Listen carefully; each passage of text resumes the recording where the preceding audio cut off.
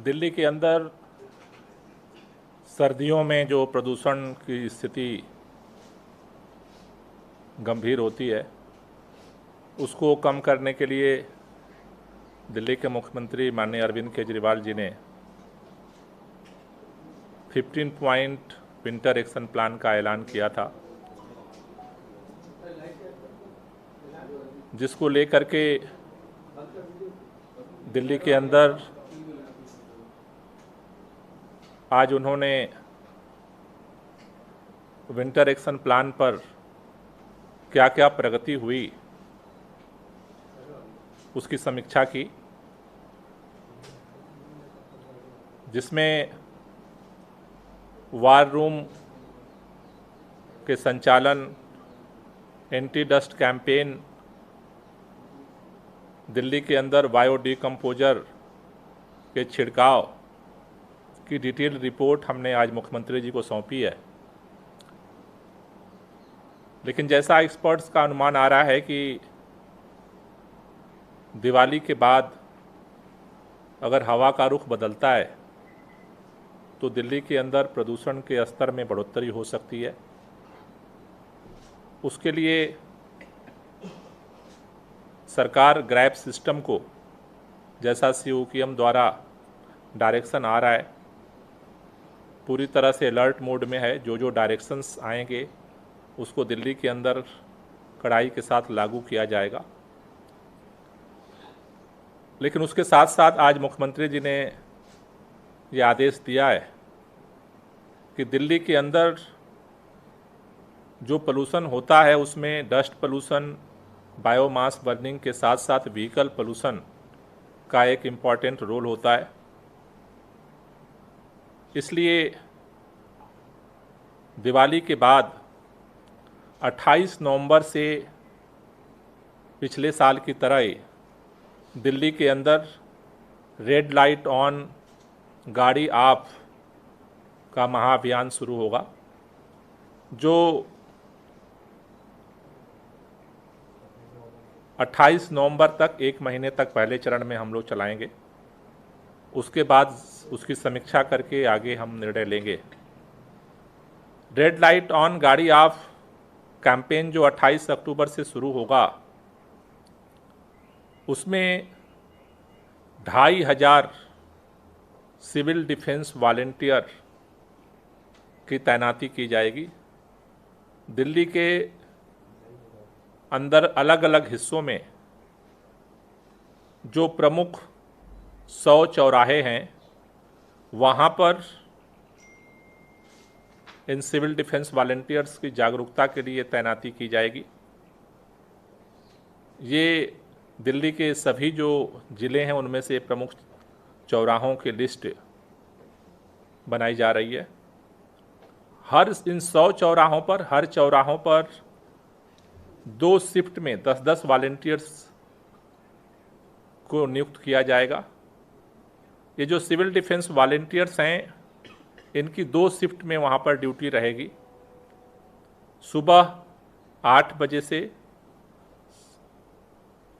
ये 8 बजे तक इनकी ड्यूटी रहेगी, 8 बजे से 2 बजे तक, और फिर 2 बजे से 8 बजे तक, यानी सुबह 8 बजे से शाम के 8 बजे तक ये कैंपेन चलेगा। 2 शिफ्टों में चलेगा, हर शिफ्ट में 10-10 वॉलेंटियर होंगे। इसके साथ साथ पिछली बार की तरह ट्रैफिक पुलिस ने जो 10 बड़े चौराहे हैं दिल्ली के, जहाँ पर ज़्यादा ट्रैफिक होता है, वहाँ पर इस कैंपेन को ज़्यादा फोकस किया जाएगा और वहाँ पर 20-20 वॉलेंटियर्स, सिविल डिफेंस वॉलेंटियर्स की ड्यूटी लगाई जाएगी। ये civil defence volunteers placard, banner के माध्यम से लोगों को रेड लाइट ऑन गाड़ी ऑफ कैंपेन के लिए जागरूक करेंगे। इसके साथ साथ ही हमने पिछली बार भी देखा था कि कई सारे ऐसे लोग होते हैं जो अपने गाड़ी को बंद नहीं करते रेड लाइट पर। उन लोगों को फूल दे करके गांधीगिरी के माध्यम से रिक्वेस्ट किया जाएगा कि वो अपना इंजन बंद रखें। इस पूरे कैंपेन में पर्यावरण मित्र, RWA, market associations, eco club, NGOs को भी जोड़ा जाएगा, जिससे कि उनके मोहल्ले में इको क्लब्स के स्टूडेंट्स के माध्यम से उनके घरों में लोगों को ये जागरूक किया जा सके वो रेड लाइट पर अपने गाड़ी का इंजन जो है वो बंद करें।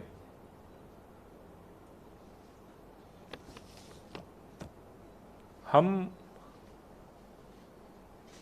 कई बार ये सवाल आता है कि रेड लाइट पर गाड़ी बंद करने से क्या फ़ायदा होगा।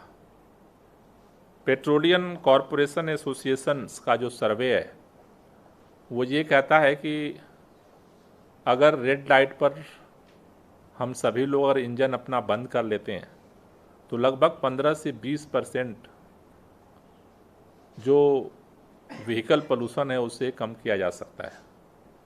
व्यवहारिक तौर पर भी अगर हम देखें तो हर कोई जब दिल्ली के अंदर निकलता है अपनी गाड़ी लेकर तो वो 8-10 चौराहों को दिन भर में क्रॉस करता है घर जाने से पहले। अगर 2 मिनट की भी एवरेज अगर लाल बत्ती है जहाँ पे हम इंजन अपना बंद नहीं करते हैं तो लगभग 25 से 30 मिनट हम बेवजह बिना ज़रूरत के फ्यूल बर्निंग करते हैं, जिसकी कोई ज़रूरत नहीं है, हमारी ज़िंदगी में कोई उपयोगिता नहीं है। केवल हमारा एक माइंड सेट है कि रेड लाइट रेड लाइट अभी ख़त्म होगी तो गाड़ी उनकी आगे चल जाएगी, हमें इंजन जो है स्टार्ट करने में समय लग जाएगा। ये पूरा कैंपेन हमारी सोच पर निर्भर करता है, इसकी पूरी सफलता हमारी सोच पर निर्भर करती है। दिल्ली के लोगों से मैं यही निवेदन करना चाहता हूँ कि इस पूरे कैंपेन में दिल्ली सरकार के मंत्री, दिल्ली के विधायक, दिल्ली के अधिकारी, सभी लोग, सभी RWA, सभी NGOs इसमें शामिल हो रहे हैं। मेरा आप सबसे भी निवेदन है कि आप बेवजह जो रेड लाइट पर ईंधन जला करके आप प्रदूषण को बढ़ाने में जो आपका सहयोग है उसे कम करने में अपनी जिम्मेदारी को निभाएं। हमें भरोसा है कि दिल्ली के अंदर जिस तरह से एंटी डस्ट कैंपेन चल रहा है, धूल के प्रदूषण को रोकने के लिए, पराली को गलाने के लिए अभियान चल रहा है छिड़काव का पूरे दिल्ली के अंदर ग्रैब सिस्टम को इम्प्लीमेंट किया जा रहा है। जिस तरह से पूरे दिल्ली के लोगों ने इलेक्ट्रॉनिक व्हीकल को खरीदने में जिस तरह से मुस्तैदी दिखाई है, वो इस बात का संकेत दे रहा है कि अगर हम सब लोग मिलकर प्रयास करें तो दिवाली के बाद जो प्रदूषण बढ़ने वाला है उसको हम लोग कंट्रोल कर सकते हैं। और इसी को ध्यान में रखते हुए 28 तारीख से ये रेड लाइट ऑन गाड़ी ऑफ कैंपेन शुरू करने का मुख्यमंत्री जी ने निर्देश दिया है, जिसको लेकर के हम लोगों ने तैयारियां शुरू कर दी। कोई क्वेश्चन हो तो ले लीजिए। अब मुझे लगता है कि वो राजनीति का विषय नहीं है। हम सब लोगों की ये जिम्मेदारी है कि कैसे हम सब मिलकर के दिल्ली के प्रदूषण को कम कर सकते हैं, और उसके लिए हम सबको प्रयास करने की ज़रूरत है। आपके परसों के PC के कुछ देर बाद ही राजकुमार आनंद जी के घर के बाहर जो पटाखे फूटे थे, जो बीजेपी आरोप लगा रही है, उसके बारे में आपका क्या? नहीं, मेरा कहना है, मैं तो पूरे दिल्ली के लोगों से कहना चाहता हूँ, चाहे कोई भी हो, प्रधानमंत्री भी इसी दिल्ली में रहते हैं और एक मजदूर भी इसी दिल्ली में रहता है।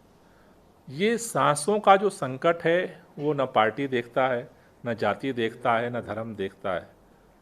हम सबको सांस लेनी है, इसलिए हम सब मिलकर के प्रयास करेंगे तो मुझे लगता है कि हमें इसमें सफलता ज़्यादा मिलेगी। सर 25 अक्टूबर के आसपास से बिना PVC के पेट्रोल डीजल ना देने की बात की जा रही थी, उसका क्या हुआ? क्या वो लागू किया जाएगा? अभी उसको लेकर के जो पेट्रोल डीजल एसोसिएशन है उन लोगों को लॉ एंड ऑर्डर को लेकर के कई उन्होंने सुझाव दिए हैं, तो उसको अभी एक बार डिस्कस मुख्यमंत्री जी से करने के बाद फिर निर्णय होगा।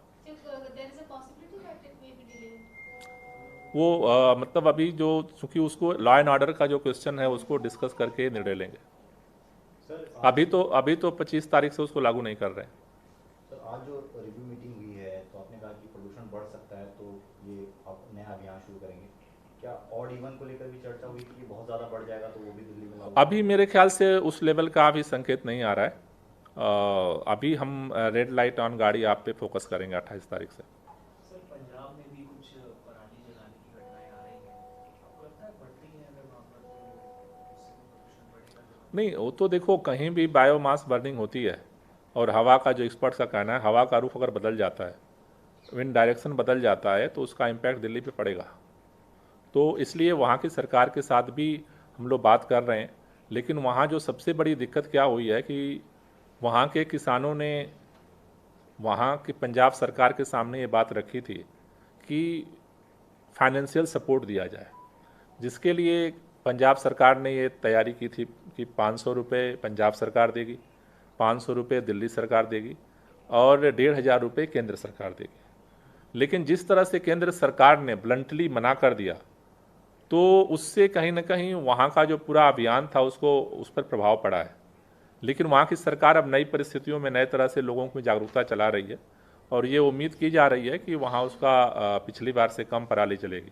लेकिन केंद्र सरकार ने अगर सहयोग किया होता तो मुझे लगता है कि इस बार काफ़ी बड़ा असर होता। Thank you.